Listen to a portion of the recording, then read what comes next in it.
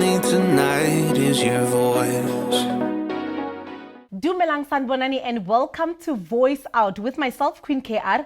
And today we are having a handsome, a fabulous, a businessman, a business guru, and somebody that is in the studio and from Vienna. Today we are having Maxwell Nedzamba. He is a business guru. He is a mentor to many. And there are so many people that have sent us messages immediately when we started posting pictures of him saying that he is coming on Voice Out. And people were like, this is our hero. So today our topic is from hero, it's from zero to hero. I mean, we know horror from time to time would make that mistaking, but yeah, we are having Comrade Maxwell Nedzamba, Comrade. So welcome, Mr. Nedzamba. Thank you very much, Queen. Good morning. Yes, and it's thank you lovely very to much see you. for You look very proper today. Yeah. I made sure that because I'm coming for the interview with yourself, and I don't need to not look proper. I had to look proper so that those that have already, you have described me that there are people that are looking forward to hear this conversation. So I said, as they're going to see these videos, they should appreciate the person that they wanted to hear. But before one goes further, is to congratulate you. I think the last time I was with you, it was in the radio studio. Now I'm here in the screens and the TVs. I think congratulations to you for the achievement, and I think this is a good achievement for you. I thought being an artist, as you indicated, it's going to be me that I'm going up and upper than you, but you've gone already above me. Thank you so much. So let's talk about who Maxwell Nedzamba is. Sure. Once more, you started by saying that I'm a business guru. I think that is over-exaggerating. I'm just a businessman and stroke politician. Maxwell Nedzamba, it's a gentleman that I grew up in the village, in Limpopo, and migrated to Johannesburg in 1996 after matric, and I went to college like anyone else. But in between, I was just a businessman because from my childhood, I used to like selling. My sister used to sell at home. Even myself, I've inherited that. When I grew older, around 17, 18, my mom says my father used to do the same. So getting to Johannesburg after college, got a job, and because I was a business person, I started a business. Nice. Part of the question is, as you were reading them for me, they were talking about more of what I'm currently doing, and which is part of what I do. I started a business by selling vegetables and fruits and vegetables, to be precise, very small, and it grew from vegetables to spaza shop to a tavern to distribution center. That's where I am. Wow. So, when we check our education system, business, it's not like we don't get taught more on business. So what inspired you besides your sister selling at home and you starting out to sell that one thing? I think you're right. When we grew up in the village, our Bantu education never taught us about business. So we didn't know money. Even today, I think we're still struggling to understand money as black people. So we're taught different things: leaves, frogs, eggs, all the things that you can think that they're not, that they matters, but they don't matter most now, currently in our life that we live in. I think business, in most cases, there are two types of business. One is a business that people go to school, buy a franchise and run the business, which you don't need to understand it because it's been crafted. There is a blueprint for that. And secondly, there are businesses that you grow up with, or you have got it within yourself. So, which I want to believe that is an organic business, because you're not taking somebody, you're not copying into somebody, but you are learning from those things and build your own because you have got it within yourself. So I'm one of those who have grew up within me, loving this thing called business. So I can't be, as much as my sister was doing that, I can't be saying I was inspired by her, but equally so I was having it within me. So that is precise. So What were your most challenges back then, especially when you used to sell the vegetables? What were your most challenges? The immediate one that we can mention, one is transport, two, it's sourcing of the products. Where I was or where my business is now, part of my business is it's still in Diepsloot, or my head office, or the big businesses in Diepsloot. So we were between Johannesburg and Pretoria. So the closest is Pretoria. Right. I used to have a problem to get to Pretoria market in time because the market opens at 5 in the morning. I don't have a car, so I need to rely on taxis in one stage. Partly there is farms in the breads area. Then you need to go to breads. You must rent somebody's bike. So sourcing of products was the main challenge. Of course, there were different people that used to redistribute vegetables amongst within the radius where I was residing, and it was the pricing was not competitive. So I wanted to go straight to the source so that I can be competitive in terms of price, can have a fresh products, so that I can be go between the society and other big businesses, and so I that was my own biggest challenge. So then when I was starting, I started struggling with that. But to make you aware, I didn't start business with funding. No. My first business, my capital investment with the fruits business was 120 rand. 120? 120 rand. And we kept, every day we make 30 rand the first night, the following night. So every day as we make money, we used to buy and buy, trying to grow the business or the portfolio of what we're selling. So that is what we did over time. But immediately then, because there was that egg of buying fresh produce, I had to buy a small car, which gave me a lot of problems as well. So going to Pretoria, I was stuck and get back late, but I kept on fighting until to get to a second stage, which was public phones. So there were 1997, 98, 2000, 2001, if I'm not mistaken. There were the cell phones or public phones started to boom that business. Yeah. I bought one, bought second one. So instead of people coming only to buy vegetables, they would also make phone calls. I was giving them that service as well, which was a demand, which there was a need for that service, for phoning home, because cell phones were starting by the time, but airtime were a bit expensive, and people used to use that as a means of communication. Instead of buying vouchers, they used to come and pay 50 cents or 1 rand and communicate with people at the villages and everywhere in the country.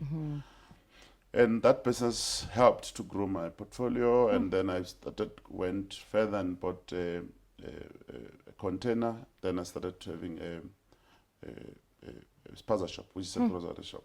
Wow. 2005, 6, then MEC of Economic Development, Tata Paul Mashatile, which is a deputy president today, he have invited all those who have got interest of selling liquor. Right. To apply for Shebeen permits. I just heard it on the radio. I was driving. Then I said, oh, there's an opportunity. Then they invited us. Then I made a sketch plan and conformed to what they wanted. And then they gave me a Shebeen license within 2 months, if I'm not mistaken. Yeah, it was very prompt. And immediately then I started now selling liquor as well within my tech shop. Yeah. Right. Yeah. So you were selling vegetables, you expanded to the public phones, and then now I got to a grocery shop, yeah. then liquor. While I'm starting with the liquor business, then there was an opportunity of buy and bra. So I bought a fridge, then I started selling meat in my business. So I had a full range of things that people come and ask for. And then that leads to another. But by the time, I was still working. Right. So I worked between 1999 until 2005. So you would leave people to run the business for you whilst you are at work, and then you come back to continue with the business. Yes. Right. So when I started the business, I used to work as a casual at Woolworth. And sometimes they'll staff me between 2 to 5, sometimes 9 to 2, so depending. But I chose 2 to 5. Right. Most of the Most of shifts the that time. I wanted to, it was 2 to 5, so that in the morning I can run my business, prepare it, so I leave my brother there. Then I come back at 5, 6 o'clock, I'm back at work, then I looked, everybody's coming from work, and then they started coming to buy again. So it's for monitoring. Then I got employed permanently. Then I was given a responsibility to be end of day, early morning manager. So I chose the early morning one. Early morning you start at 12 and finish up around 9 in the morning. Right. So during that time, so somebody's gonna take care of my business until 9. When I arrive, I go and do buying some stock. Right. Around 2ish, I sleep.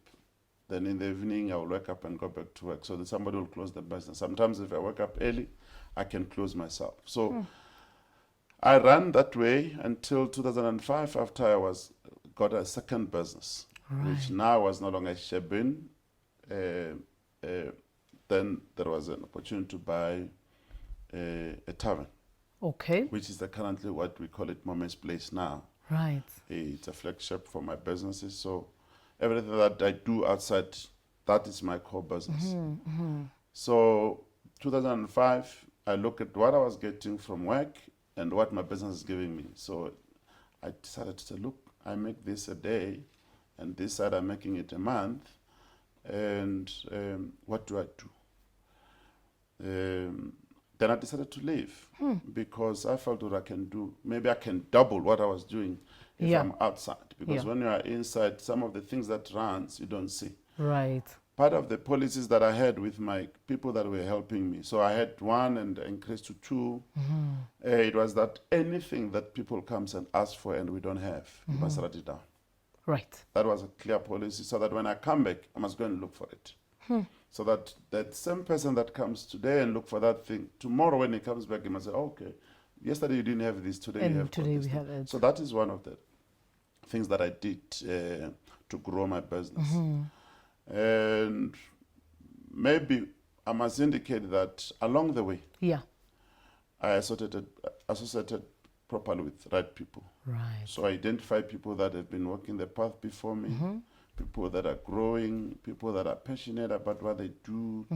Then I associated with them for my own benefit. Benefit, yeah. Understands how they've Growth been as doing it well. over years, how they grew from one point to another.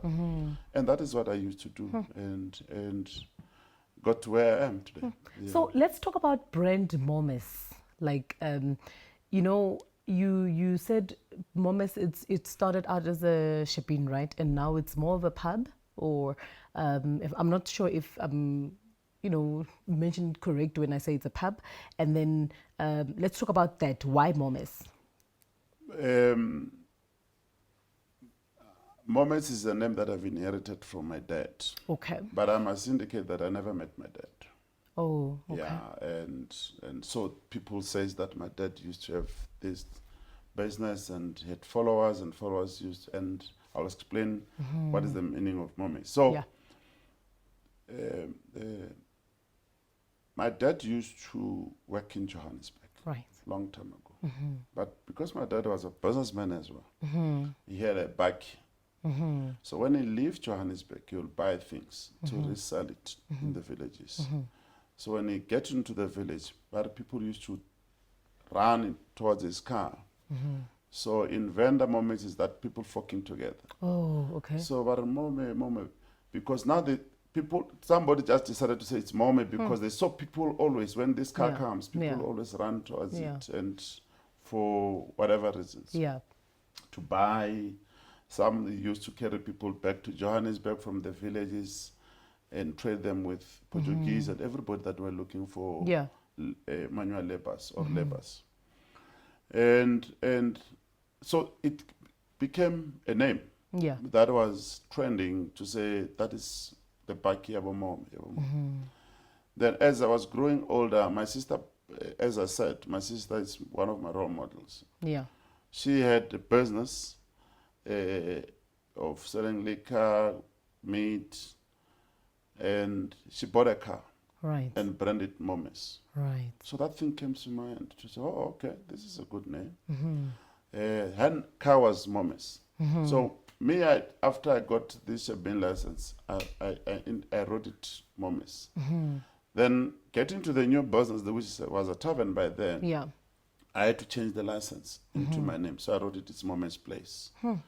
And then that became a trademark. That is the trademark today. Then that is our core business, as I said. Right. We call it Momes Place. It's a pub and grill. And then we have got the other one in Limpopo, which is a little bit more bigger than this one. Let's talk about the one in But Limpopo. it's still Momes Place too. DreamStream, a place to create yourself. Record video, music, and podcast in our full-service studio. DreamStream, a place to create yourself. Record video, music, and podcast in our full-service studio. DreamStream, a place to create yourself.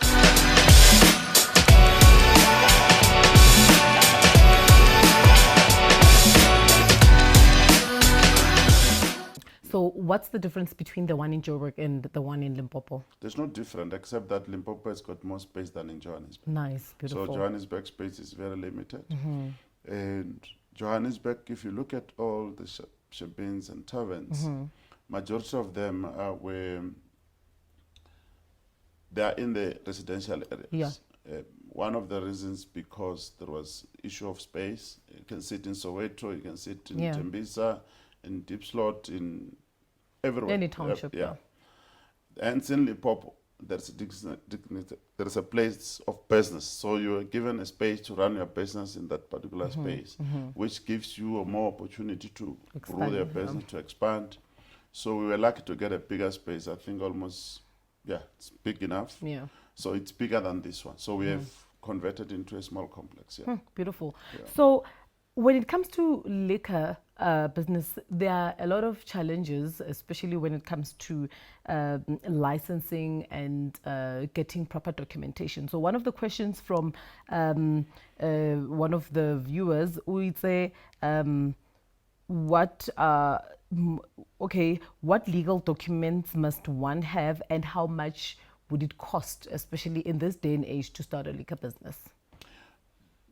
To be honest with you, it's no longer possible to start a business of liquor in a residential area. They're no longer giving. Now you need to have consent use to start a business, liquor. The area must be rezoned for business.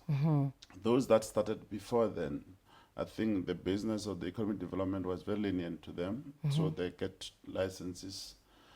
But currently, when you want to start, they need you to have a rezone, or you must be in a rezone place, or as you must get what we call the consent use. So I don't have answers in terms of how much it's going to cost you. But the only advice that I can give, they must identify areas that is rezoned for business. They must either in the township where it's an area that's not rezoned for anything, then they can apply for rezoning, and then they can get a consent use. Because when you apply for rezoning, then you are being charged for rezone as a rezoned business. But when it's a consent use, that you are going to use it for that particular services. So I think people must start inquiring with economic development. But where I'm seated, I think government must start doing what I'm told. I'm not sure if that is true reflection. Yeah. That when Tata Kosinsu was a mayor in Tshwane, there are streets that are economic driven, or they are very strong when it comes to economy of that township. Yes. He rezoned those streets into business district. More like Vilakazi. More like Vilakazi. I think in Kwali Source, Vilakazi has been rezoned because I can see a lot of businesses aligned there. I think if they can start thinking of that along that way, economic development matters, look at the township, check on those streets that are very busy, that are bringing economy, that the economy of the community, it's more involving around it, and rezone it into business. I think that was going to assist very, very great so that a lot of people we're going to start businesses that are formal, where the government is going to get the revenue out of it, and employment are going to be created. I'm hoping that as they're saying that they'll be going to township and trying to do township revitalization, they're going to look at that. And we've got lot of streets in communities that are very active, and they're not rezoned as business. I had an opportunity to meet with Director General in the presidency. He's spoken about it. There is a street in Diepkloof. Right. When by PP Garage going to Diepkloof Square or Diepkloof Mall. Yes, I don't know if that street has been rezoned or not, but he had good ideas about things like that. And he wanted to meet with an economic development MMC, Nomoya Mnisi. I think we'll work on that as well. I've already approached her, and we're going to start working on that. Beautiful. So that our people should run their business effectively and properly without being intimidated by the police or the law enforcement. But of course, the government is going to make money out of it. Because if you run business effectively, you'll conform, you're going to comply, and you're going to want to have that good documentation to run that business. Yeah.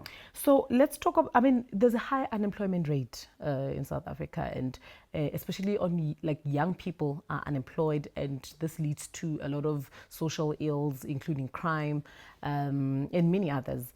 So how can you best advise young people to start businesses so that they are able to sustain themselves, including hire other young people?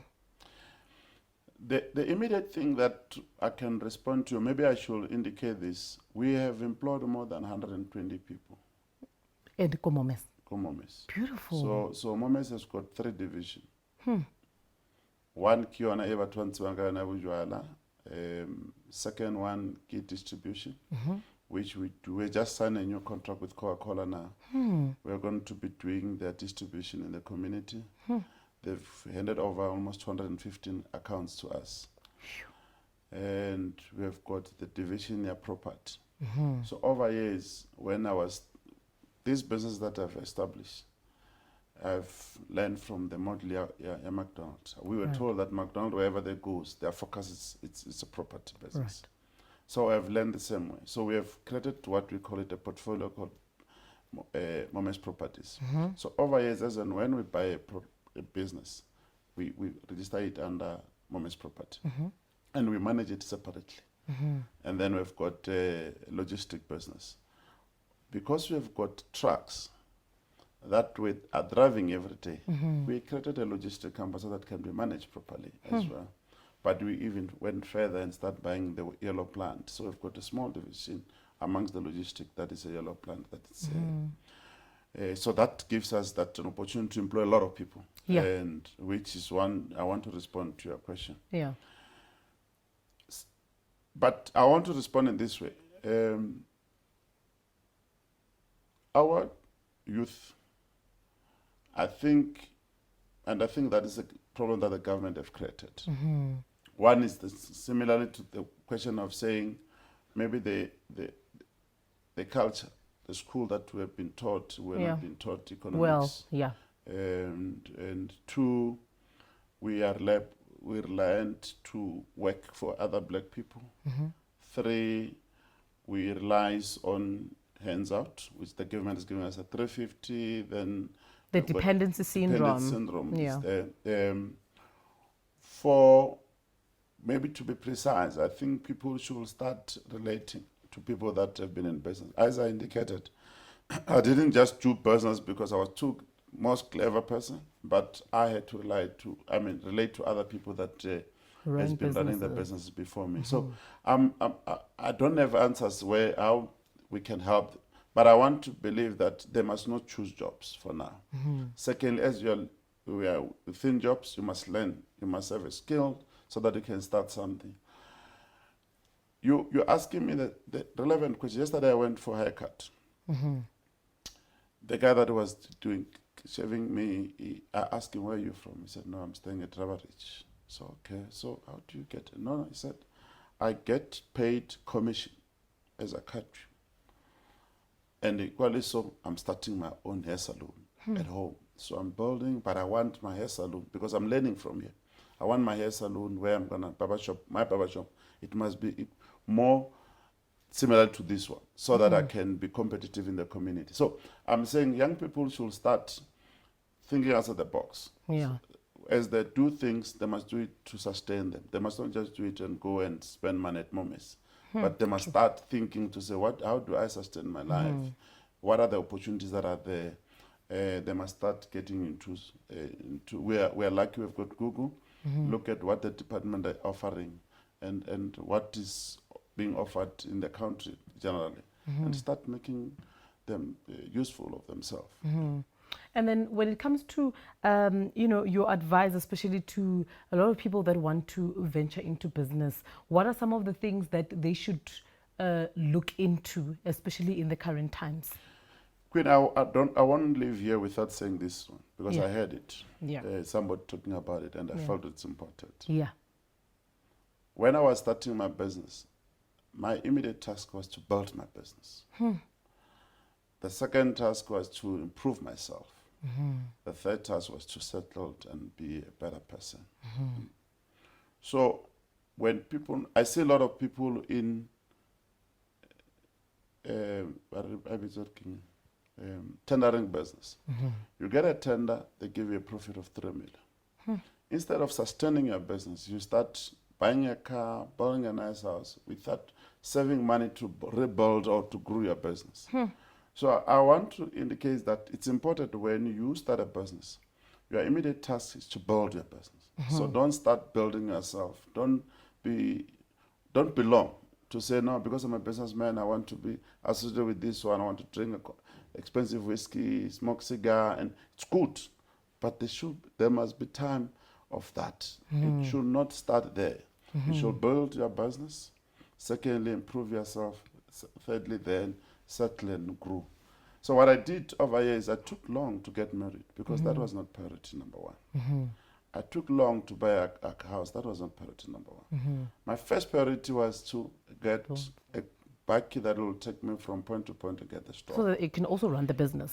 To grow the business. So I want to suggest that those that I want to give advice, those that are already in business, please prioritize the business first. Prioritize that something that gives you the return. So the business is the one that you should prioritize. Yeah. While you are saving to build a good family, while you are saving to sustain the business and stuff like that. So those are the important things. Don't think of you want to belong, you want to be like Maxwell, you want to be, no. That should be secondary. You must say, I want to build this. Look around just for inspiration. Look around just for encouragement. But not look around because you want to compete. Beautiful. Because when you compete, most of the time you'll compete with the wrong people that you don't even know where they're getting their money. So don't compete, but be competitive. So look around, not competing with them, but competitive with them. So if they're doing this, do it better and improve from where you are seated until you get where you want to be. In closing, when you go to a lot of townships, you find a lot of, especially when it comes to spaza shops, they are mostly owned by people from outside. So what's your advice, especially to our people, especially when it comes to the local businesses around us? Because now xenophobic attacks are starting, people are attacking them and all of that. So what's your last advice to them in closing? What makes them better than us? It's one of the answers to say they do bulk buying. Secondly, the mentality of black people ourselves in this regard, not demeaning. We believe then they've got their pricing structure is better than ours. Thirdly, we give up easily. So they just arrives, then we give it to them. Fourthly, the government is not protecting us. So those are the things that I'm worried about. So the first one, as I indicated, I still run a grocery shop myself. Maybe in Diepsloot there can be the 215 that I was told you about that I was given by Coca-Cola. Yeah. Maybe 70, 90, but I've never seen the list as yet. Maybe 95% of that is them, because Coke delivers to them. So the government is not protecting us, because if Coca-Cola is in the country, they must say, no, give it, we want you to sell to our own priority people. should Priority be. should be our people. Yeah. Thirdly, there is no regulations. People are just coming to the country and do as they wish. So I think the buck stops with the government. The government must start regulating this thing, make sure that they protect the business of black people. We don't have another business, except in townships, it's big business and these foreigners. So where is that young person going to fall? True. It's either to go and work for big business and comes back and spend money into the foreign nations. They don't even want to know where the money comes from for these people to run their business. True. But I want to say to those that are still in business, be resilient, stay put. The government is coming. I'm told that the economic revitalization is going to start. They will be enrolling to communities. Let's push our government to help our people. Yeah. But let's not rely on hands out. Yeah. Let's save our money, use it effectively to build big business. I believe there is one person out there that is going to be the Maponyas of this world. True. In future. Thank you so much for joining us on Voice Out. And, I believe that a lot of young people, not only young people, but South Africans will learn a lot, especially from your journey as a businessman. Anyway, Lee Kutlwetsi from Maxwell Netsamba, a businessman, o refile a lot of advices. You know, his journey, it's a very beautiful journey, especially as mucho omuntu wako kasi go deep slot. So I believe where you are sitting, you can learn so much from him, and you can, become the next Maxwell Netsamba. So from myself, Queen KR, please make sure that you follow Dreamstream on all social media platforms. It's Dreamstream. And if you do want to follow me on all social media platforms, it's Queen KR Royal on Facebook, and the rest of the other social networks, it's Queen KR_Royal. All I need tonight is your voice.